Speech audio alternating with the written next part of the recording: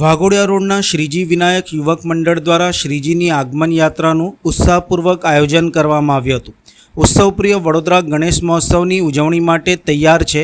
27મી તારીખે ગણેશ ચતુર્થી છે, જેને હવે ગણતરીના દિવસો બાકી રહ્યા છે, ત્યારે વિવિધ ગણેશ મંડળો વિઘ્નહર્તા ગજાનન ગણપતિજીની આગમન યાત્રાનું આયોજન કરી રહ્યા છે। શહેરના વાઘોડિયા રોડ, સૂર્યનગર, ઉમા 4 રસ્તા, આધાર સોસાયટી ખાતે શ્રીજી વિનાયક યુવક મંડળ દ્વારા વર્ષ 2005થી ગણેશજીની સ્થાપનાનો પ્રારંભ કર્યો હતો, જેને 20 વર્ષ પૂર્ણ થયા છે અને આ વખતે 21મા મંગલ પ્રવેશ અંતર્ગત ગઈકાલે બપ્પાના આગમન સોહળાનું આયોજન કરવામાં આવ્યું હતું। બપ્પાની આગમન યાત્રામાં મોટી સંખ્યામાં ભક્તો જોડાયા હતા।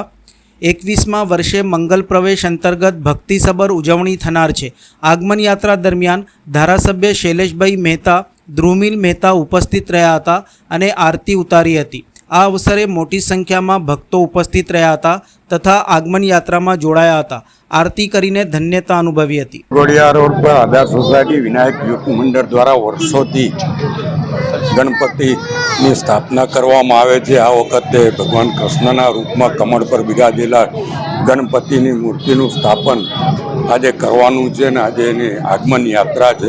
આપ જોઈ શકો છો કે યુવાનોમાં એક અનેરો ઉત્સાહ છે।